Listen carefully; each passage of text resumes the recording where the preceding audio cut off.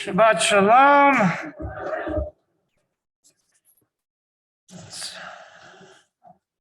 I forgot, I took the test. So nice to have a simcha. We wish a mazal tov to the entire Fish Cutler family, their friends from near and far. We have a wonderful showing from the JCDS community and so many other communities. It's really a wonderful simcha for our entire community. I'm going to tell a story from 45 years ago, and I don't really remember all of it, just kind of glimmers of it in my mind. I remember being on my dad's shoulders, and there were lots and lots of people around, and I felt a little overwhelmed by it, and I thought I was going to fall off. So I grabbed his kippah, which, as you can imagine, did absolutely nothing. And so then I figured I would grab his hair. But as you see in my family, that didn't necessarily help either. I think I pulled out some remaining strands. He was going for a little bit more of the comb over. My wife convincing me to go with this crop move, which is, the other way to go. We were in the center of Jerusalem, and it was July 4th, 1976, the bicentennial of the United States. And Israel was in full celebratory mode. I do remember hanging from the light stanchions the two flags of the United States and Israel hanging side by side. That I can see. And it was this great street party. Everyone was just filled with a sense of joy. And then suddenly the mood shifted, and there were shouts of even greater joy. And as a child, I really couldn't fathom what it was all about.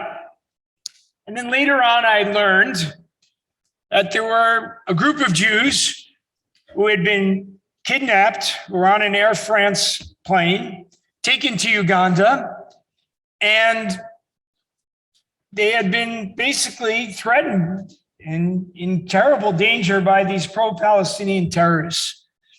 And Israel took on, as many of you know, maybe the younger generation, not quite yet, this unbelievable rescue mission of Operation Entebbe, and brought back the Jews who've been held captive, most of them. And as the news spread in the crowd, there was this unbelievable celebration and feeling of Jewish pride and Israeli pride. When Israel was created, one of its goals was to bring the Jewish people together and also to protect Jews around the globe.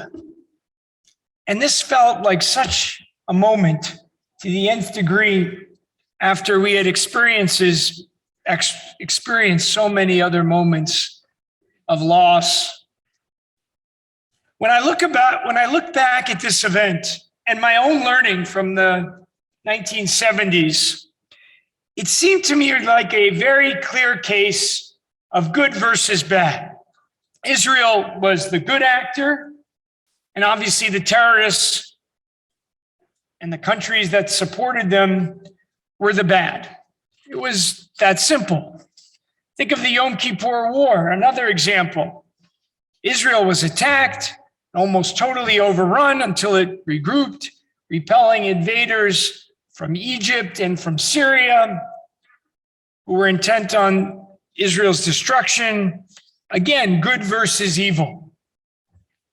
There are other examples of good versus evil in the Jewish tradition, like today, this festival of Hanukkah.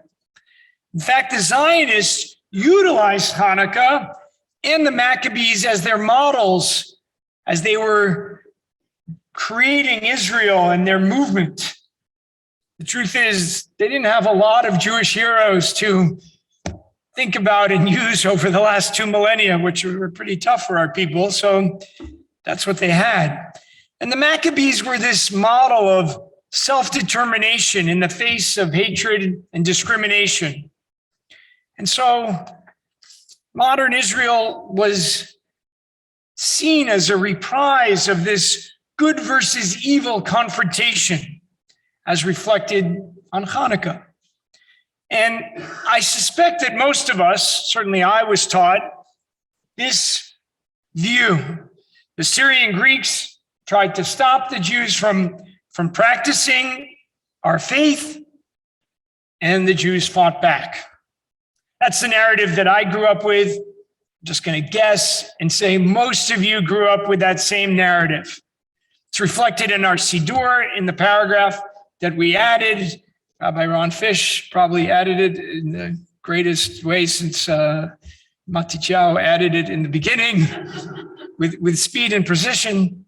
God, you defended them, you vindicated them, avenged their wrongs, delivered the strong into the hands of the weak, the many into the hands of the few, the impure into the hands of the pure, the evildoers into the hands of the righteous, the arrogant into the hands of those who are engaged in your Torah.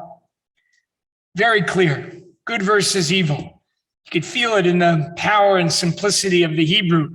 Ravta et rivam, danta et dinam, nakamta et nikpatam. Good versus evil, pure and simple.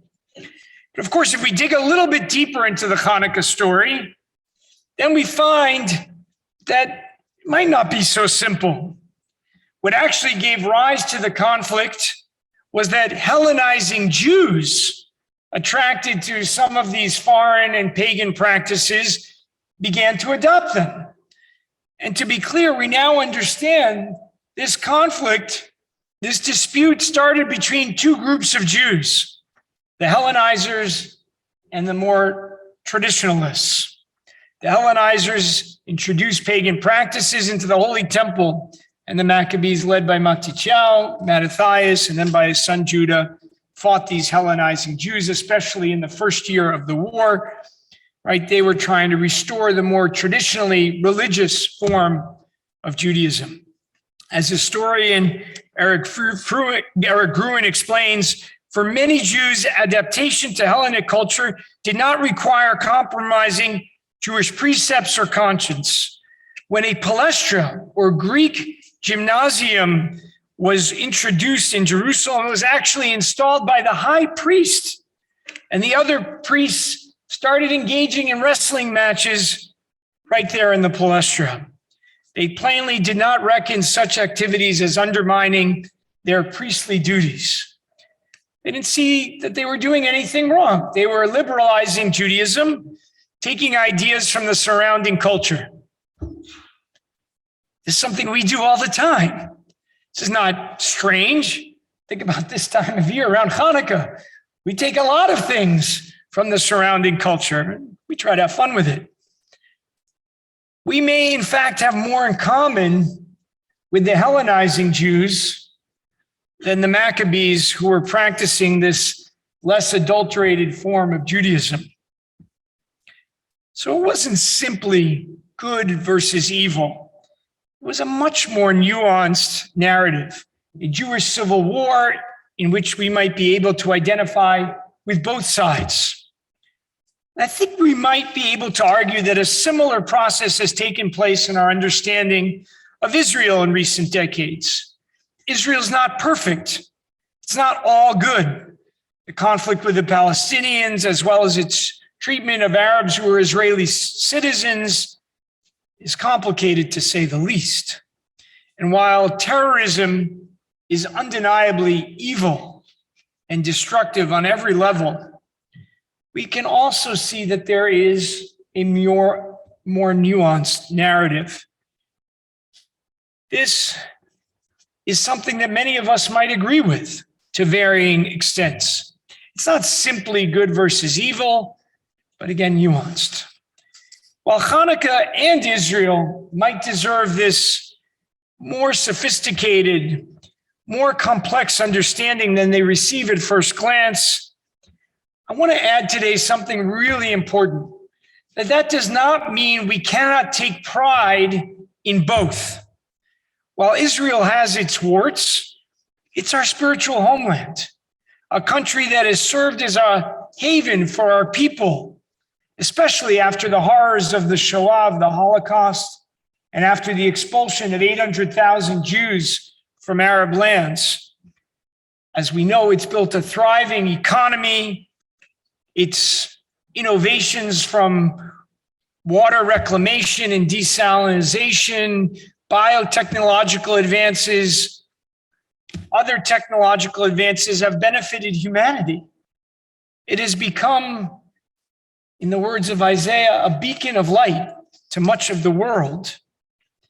And as Hanukkah has become much more than its simple military history, it's become, to me and many others, more of a spiritual holiday, something that has taken on maybe a different vision in our minds.